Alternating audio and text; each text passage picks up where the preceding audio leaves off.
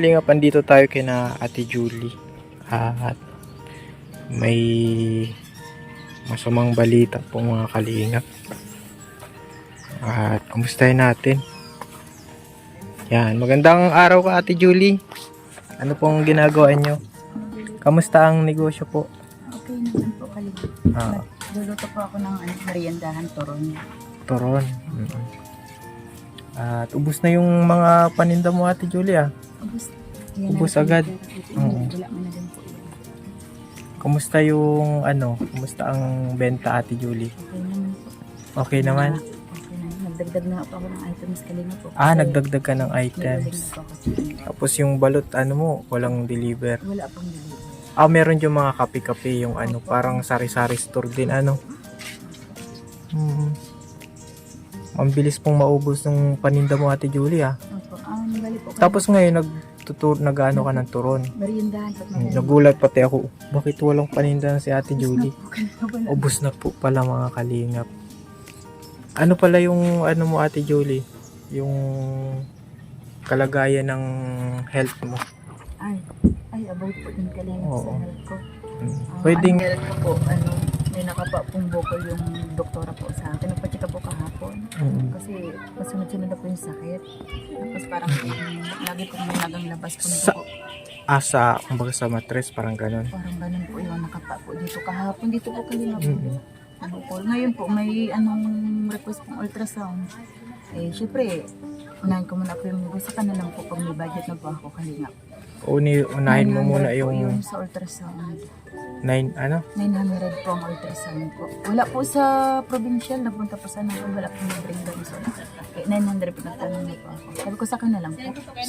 Pero sabi po ng doktora, nakapa niya na nga po dito. Yung buga Kalingap, nakala ko nung pasakit sa normal lang. Pero nagdating na po yung time na sabi ko, iba na Tapos may padugo-dugo po baga Kalingap.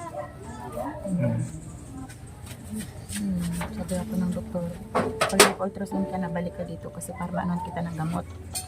Pero sabi ko naman, wala naman po pagsubok na binibigay. Sigad na din natin malalapasan, Kalingap, di ba po? Pero kailangan maasikaso mo na yung sa health. Bukod pa nga dun, Kalingap, nagdating din po bago yung time na kahapon din ako inaskas po yung tatay ko.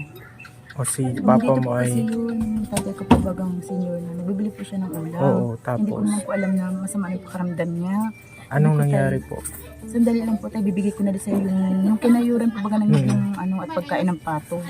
Masama na po yung pakaramdam niya. Bigla na pong nagtumba po dyan po mismo. Natumba? Po, tapos Yung nakatira tatay yung mo? mata niya. Tapos ang tigas na po talaga, Kalingap. Pag ginawa ng para digin para mabawi po baga yung So, na-hospital din yung mo? Pero po, naman po, maghapon nakalimutan din po siya na nadala po sa gamot. Yung may mga reseta po siya kanina. Ayun, man po may daw po sa iyo. Tapos nagbaba daw pong blood sugar. Tapos nagantiis-tis din ng gutom. Kaya ganun. Din po yun. Kaya ganun Diba yung may alaga yun? May alaga pa po siya. Opo, may 5 taon po ngayong 5 taon tapos may sakit na yung... Sakit pa po. Ako po din po Kalingap pa to. Ikaw din nagsusuporta? Sabi ko, Grabe. Sabi ko po Kalingap, sana po. Ito ba ang bigyan po ba ako ng na Kalakasan, igay Kaso po nga, ako. may kailangan asikasuhin mo yung bukol, di ba? Delikado ang Kasi Siguro di sa natin... dami ko man na pong anak, kaya napit ko na yung Oo. matres. Mahirap pag binaliwala mo yung Ate Julie. So ano daw ang next step na gagawin? Ultrasound? Po ako. Na na nga po dun kasi nakapat niya na po. Dapat ora mismo So, bigay niya daw po. pa-ultrasound ka na. Baka mga cyst lang naman. Pag-pray natin na cyst lang. Kasi pag nasakit po talaga Kalingap, talagang po. Tapos makita po sa mga ispat. Yung parang lagi na po may dugo. Parang po siya. Sabi ko baka po maminipas man ako. Kaya mas importante yan kaysa sa negosyo, yung health mo Ate Julie. Kaya yan ang unahin mo. Okay naman yung negosyo mo Ate Julie, wala mang problema. Okay man po Kalingap. Kayo, nagbago nga ito. Opo. May naglagay kayo ng parang kwarto dyan. Opo Kalingap. Tapos nandito na yung pinto. Dati na ilalim ka dito, no? Opo Kalingap sa ilalim ko ito. Oh, yan. Dati yan po. Tapos yan. Parang Okay naman po. Ng lababo kasi nahirapan po ako magbukas Oo. Dito lagad lang po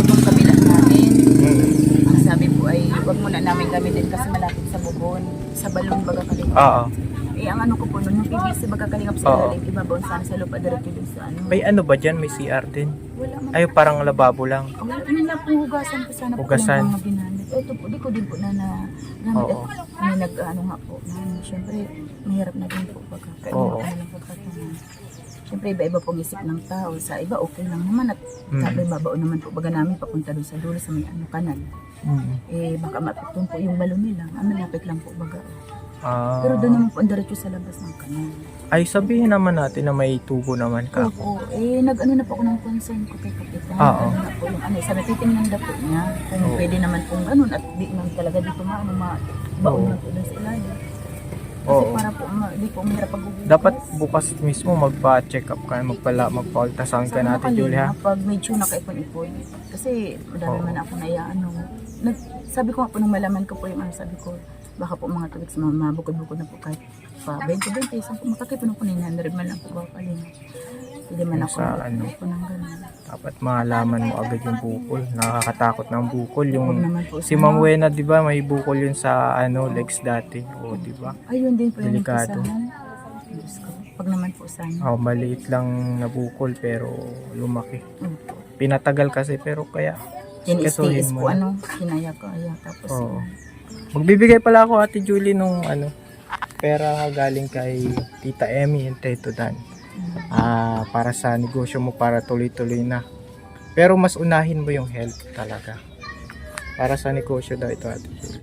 Ate Julie, bukas mo ang palad mo. Parang parang wawawi, Opo.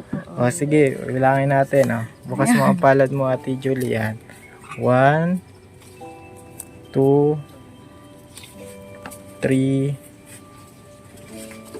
4, 5, 6. Yan, 6,500. Magaling kay na Tita Emmy and Tito Dan para sa pangnegosyo mo.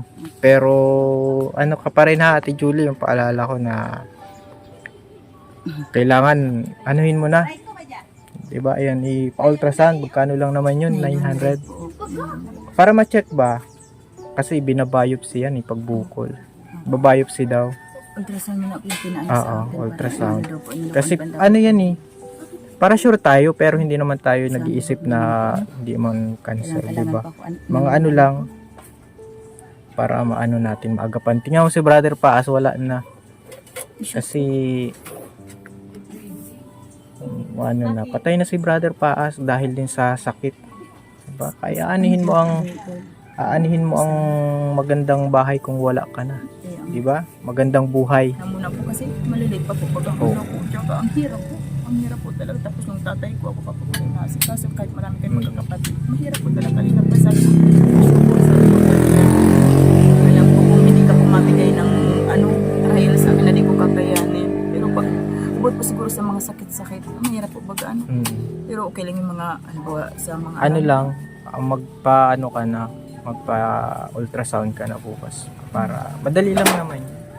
Basta aggressive lang tayo. Kumbaga, agresibo tayo sa mga ganyang Pero bagay. dati kalinga po talaga, nung bago ako mag-abroad po, talagang nung nagamparipa pa ako noon, naramdaman ko nagasikip na yung ganito. Pag nainom ako ng tubig na malamig, talagang naano po sa may dibdib po. Nagpa-ECG po ako kalingap. Ang doktor po pala nagkakamali. Kasi sabi po nila, volume 6 na po, enlarged heart po ako. Dinibdib ko din po yun. Halos nagpaparipa po ako. Iniisip ko sa Diyos ko, may katapusan. Yung parang may na yung buhay ko. Parang May ganun. taning na yung... Parang ganun kasi naglalaki ng puso ko.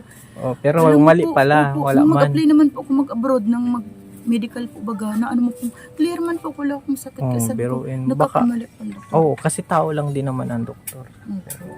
Sabi po, nakapa niya na po, na niya na po, kaya tiga niya na po. Sabi sana po, lang, baka intestine lang na nagbukol o kung ano. Nagkakamali naman talaga. Kaya, pa-check pa rin natin. Pero ngayon, hindi na nasakit. Wala man sakit siya. Kirot-kirot kalinga. Nagkikirot-kirot. Minsan po kasi pag Malaki yung nakapangbukol, hindi man. malaki-laki po. Tapos pag ang inaano ko pag nalalo niya sakit ko pag nabuhat ako ng mga timba-timbang tubig. Masakit talaga po. Halos nahinto Kasi po ako. bukol pag malaki na ang bukol, masakit na. Tapos pag napaubo ako kalingap na malakas, parang ubong biglang malakas, masakit. Kaya ka nagpa-check up. Nagpa-check up na po ako. Kasi sabi ko parang iba na po. Mm. Kaya po yun, ano po ng doktora na, ayun, kailangan mag-ano ka, tas balik ka dito kapag nakapa-ultrasound ka na para malang kita ng gamot. Kung saan magapan, kung ano nga bagat Oo ka nga, na po. maagapan lang. Kasi tinanong niya Pero po, pray natin na ano lang, kumbaga, pagpa-check up mo, kung nawala ng bukol, nawala ng bukol. Yung prayer na, kung may meron man, sana yung nagdadala din sa gamot, tutunaw ng gamot, yung mga prayer natin, Ate Julie. Ayan. Nasaan na yung mga anak mo, Ate Julie? nasa school. Nasa school, mag-isa ka lang dyan. Kalinga.